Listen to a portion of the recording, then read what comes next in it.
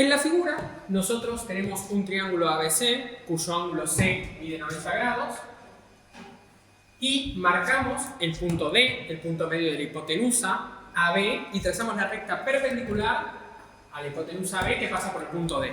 Esta recta corta al cateto BC en el punto E y a la prolongación de la recta AC en el punto F. Con esta figura, el problema nos pide hallar los valores de los ángulos FBC y BAC, sabiendo el dato de que los lados AB y EF son iguales. Entonces, para averiguar los valores de estos ángulos, yo propongo que llamemos al ángulo FBC Y y al ángulo BAC X.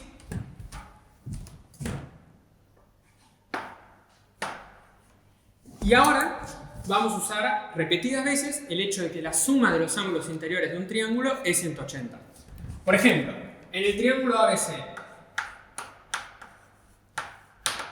este triángulo tiene un ángulo que mide 90, un ángulo que mide X y un ángulo que todavía no conocemos, que lo vamos a llamar el ángulo ABC. Y la suma de sus ángulos es 180. Entonces, podemos resolver el valor de ABC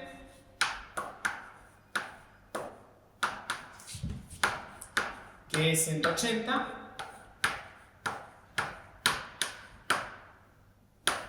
menos 90 más X. Es decir, es 90 menos X. Entonces, vamos a completar la figura que el valor del ángulo ABC es 90 menos X. Con el mismo razonamiento, pero por ejemplo ahora en el triángulo ADF, como tiene un ángulo que vale X, el ángulo en A, un ángulo que mide 90, el ángulo en D, podemos resolver que el ángulo en F, el ángulo AFD, tiene que medir, como los tres ángulos suman 180, necesariamente 90 menos X. Es decir, lo mismo que el ángulo ABC. Ahora, mirando el triángulo CEF y con el mismo razonamiento, como este ángulo, que es recto, el ángulo en F, que mide 90 menos X, y este ángulo todavía desconocido, suman 180, sabemos que este ángulo, el ángulo CEF, tiene que medir X. Ahora, vamos a usar el dato del enunciado, que AB es igual a EF, y el hecho de que los ángulos CEF y CAB ambos miden X, por lo que son iguales, y similarmente ABC y CFE ambos miden 90 menos X, por lo que son iguales. En concreto, estos dos triángulos, ABC y EFC, como tienen los tres ángulos en común y la hipotenusa AB igual a la hipotenusa EF del otro triángulo, por el criterio ángulo, lado, ángulo, sabemos que deben ser congruentes. Es decir, ABC y FC son triángulos congruentes.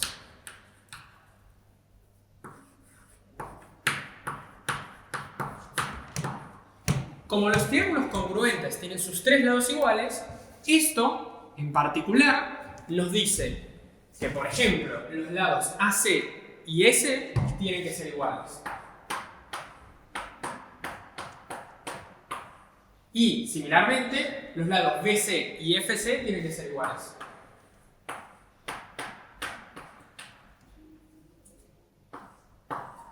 Ahora vamos a usar esta información para descubrir los valores de X y Y. Bueno, ahora vamos, por ejemplo, a concentrarnos en la segunda de estas igualdades, que BC es igual a FC.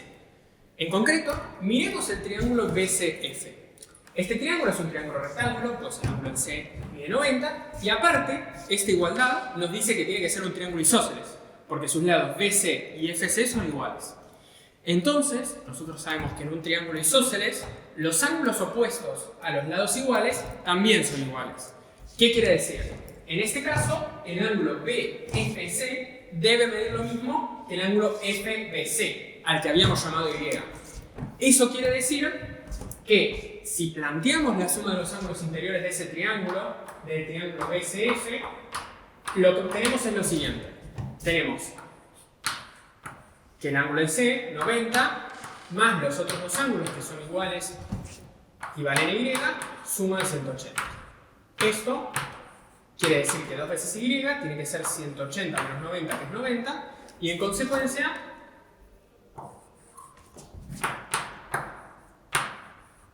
Y vale 45. Eso responde la primera pregunta del enunciado. ¿Cuánto vale el ángulo CBF?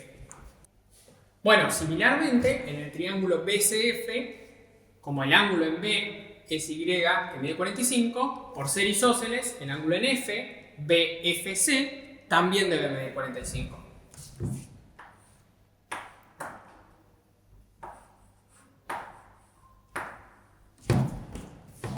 Ahora, para poder hallar el valor del ángulo X, vamos a usar un dato que todavía no usamos, que es que D es el punto medio de la hipotenusa AB del triángulo original.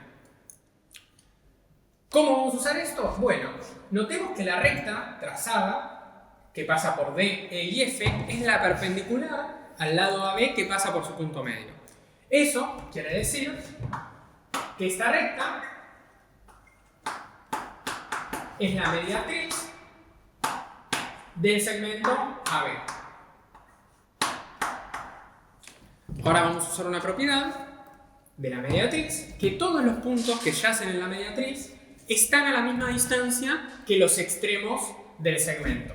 En particular, el punto F, que está en la mediatriz, necesariamente está a la misma distancia de A que de B. Eso, concretamente, quiere decir que AF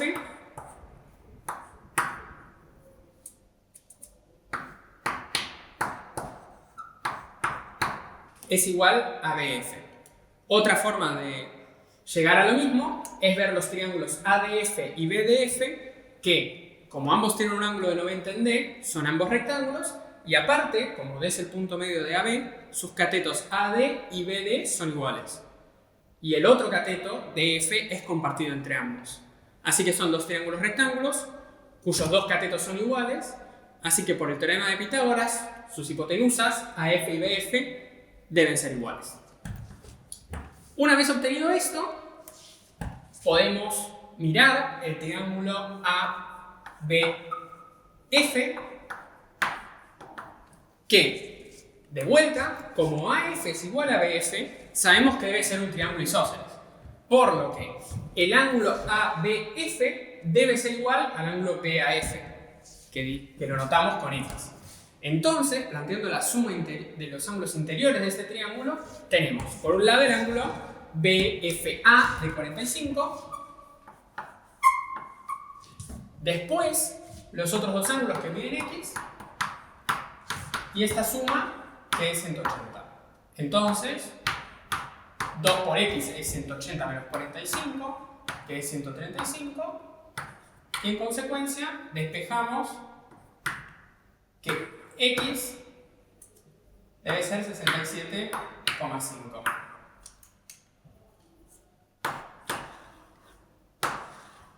Entonces, esto nos da la respuesta a las dos preguntas del enunciado. Primero, que el ángulo FBC mide 45 y luego que el ángulo BAC mide 67,5, resolviendo el problema.